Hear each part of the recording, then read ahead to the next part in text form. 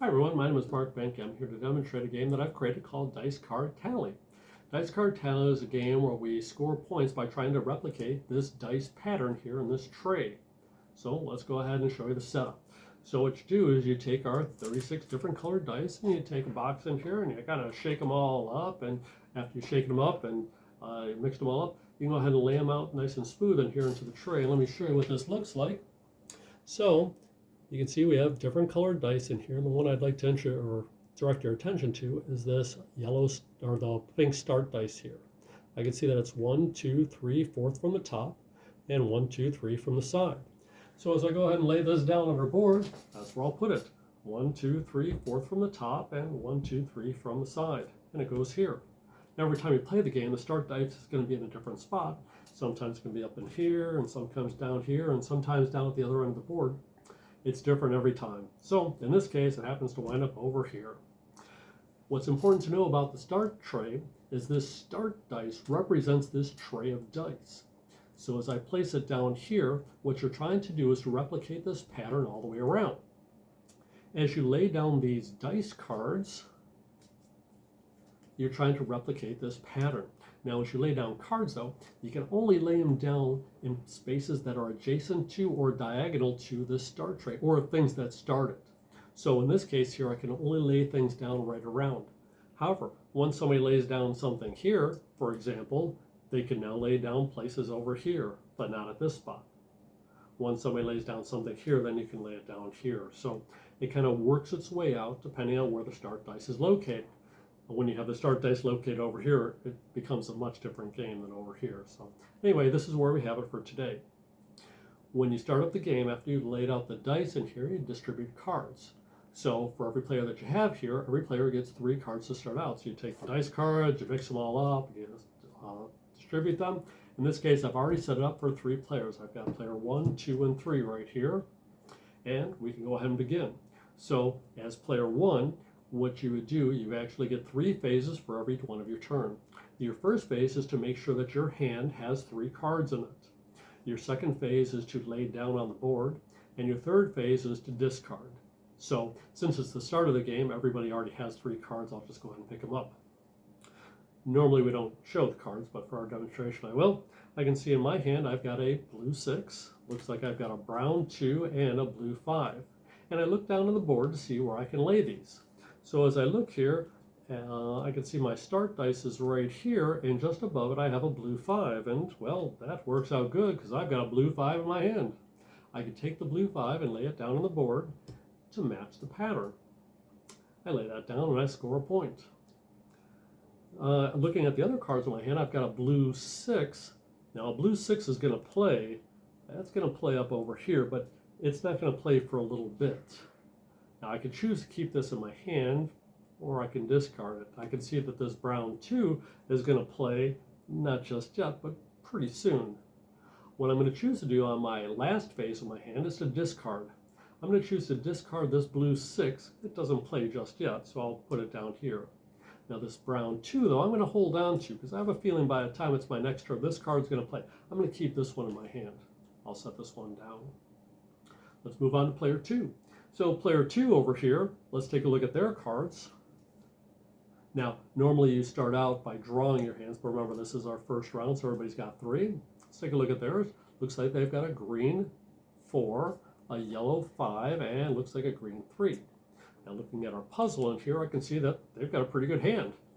I can see that a green 3 is going to play right here. They can lay that down. I can see that this yellow 5 is going to play just up over here. And boy, I'd really like to punt down this green 4. But as I look at all the dice on here, there's no green 4s anywhere in here. I might be out of luck, but in this case, this particular dice in here is a white dice. The white dice on here are wild, which means you can replace it with any color that matches the number. In this case, I have a white 4 that goes right here. Well, I've got a green 4, and I can take this green 4 and place it right down onto this spot. Takes the place of it. That works out really good. This player scores 1 point for each of the cards they've laid down. 1, 2, 3. they've laid down all of their cards, they get a bonus of 1. So this player just scored 4 points, 4 tallies. Going over. Now they have nothing to discard, so their turn is ended. Let's go over to player 3. Player 3 on their first phase, remember they put their hands up to get to 3. They've already got 3, so let's take a look at theirs. They've got a yellow 3, a blue 3, and a yellow 1. And I look down on here, and well, it doesn't look like these things play. However, I do notice this. Next to our start dice here, I have a yellow 4. Could go right there. Now, I don't have a yellow 4. However, I do have a yellow 3 and a yellow 1. 3 plus 1 is 4. I can use these together to add up to 4. And I'm going to put that down onto the board like this. I'm going to put it down a little bit different than normal. I'm going to put this one diagonal to itself. And that lets people know that it's not really a 4 itself, but it's taking the place of that one. This is called stacking your cards. And you get 3 points for that one. So this player scores 3 tallies. 1, 2, 3. This other card in here is a blue 4. I don't see where it plays anywhere on here. So I'm going to just set this off to the side. That's going to be their discard. Black over to player 1. So player 1, remember I had kept 1 card in my hand from before. So now I can pick up 2 other cards. Now I can choose to take their discard, or I can choose to take my discard, or if I don't want either of those, I could pick up from the draw pile. So I'm going to go ahead and do that. So here's my brown 2. I know this is going to play because they already laid this one down here. I know this is going to play, so good for me. I'll go ahead and pick up a card. Looks like I've got a blue 4, and I don't see where that one plays, but I'll just keep going. I'll draw another one, and I've got a yellow 4. Now this one's going to be an interesting one. More about that in a moment. Let's talk about this brown 2.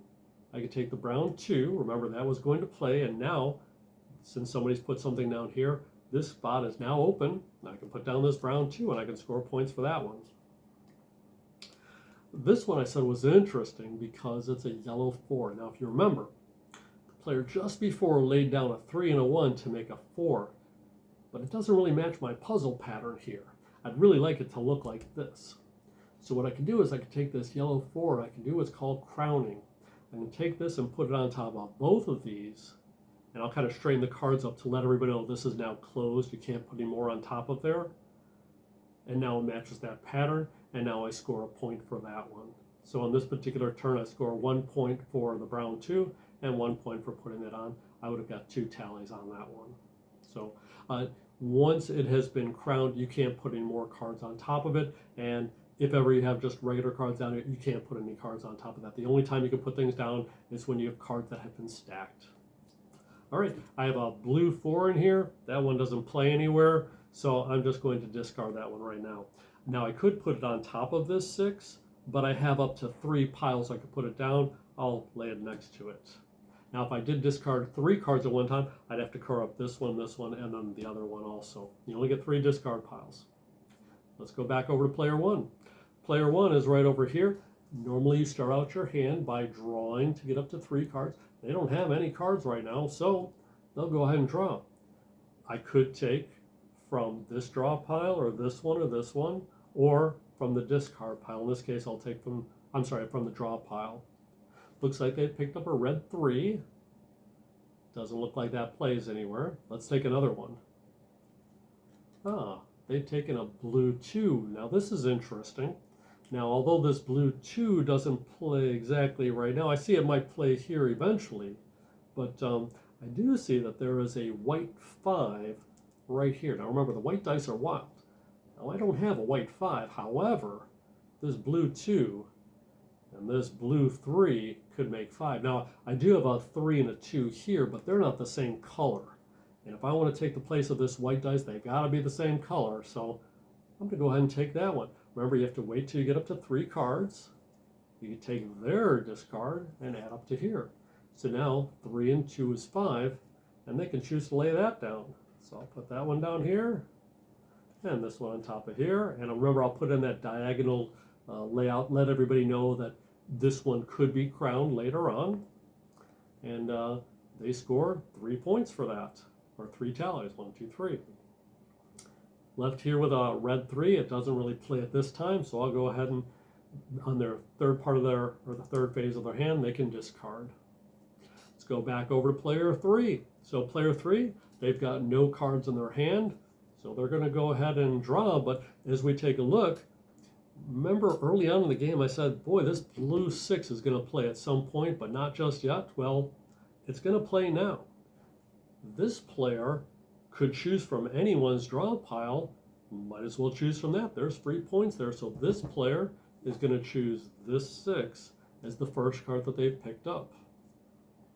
All right, I don't see anything else in here. So what they're going to do next is they'll take from the draw pile.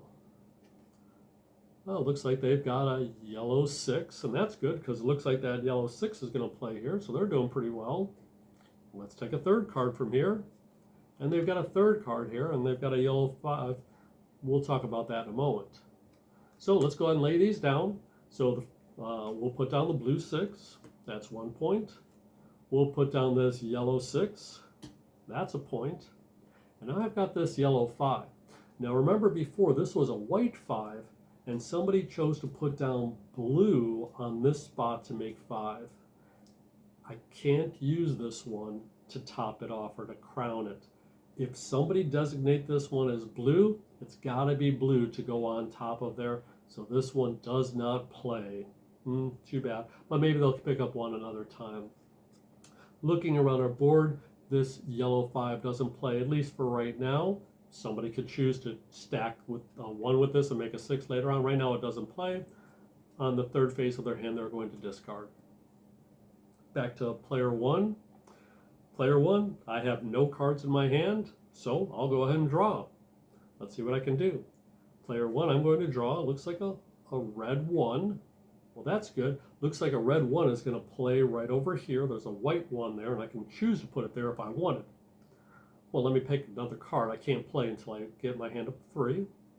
I'm going to take another card in here, and, well, I've got a red 2. And now this becomes a little more interesting, because with this 2 and this 1, I see that they've got a 3 there.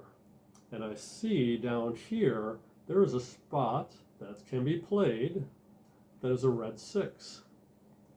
3 plus 2 plus 1 is 6. For my third card, I'm going to choose to take theirs, and I'm going to make a triple stack. And with the triple stack, that'll take the place of this 6. So I'll go ahead and lay these ones down right here. And again, I'll put that in that diagonal pattern to let people know that it could be crowned in the future. It's just a placeholder until somebody puts that on there. Now for a triple stack, you get 4 points for putting it down, plus 1 point for putting all 3 of your cards down. In this case, a triple stack scores 5 points. That's the highest score you can get into here. So anyway, play continues in this matter. You keep going around the board, and you keep going until all the spaces are filled, or all the draw pile, or all the discard, or all the draw pile has been it's gone. So that's it. I hope you enjoy playing this game. If you like this game, you might like the companion game to this, which is Dicecard Dazzle. Dicecard Dazzle is just like this. Instead of scoring points to win the game, instead players work together to complete the puzzle pattern. But in either case, I hope you enjoy playing this, and we hope to see you in more games here at Playmarks Games. Thanks a lot, everyone. Goodbye.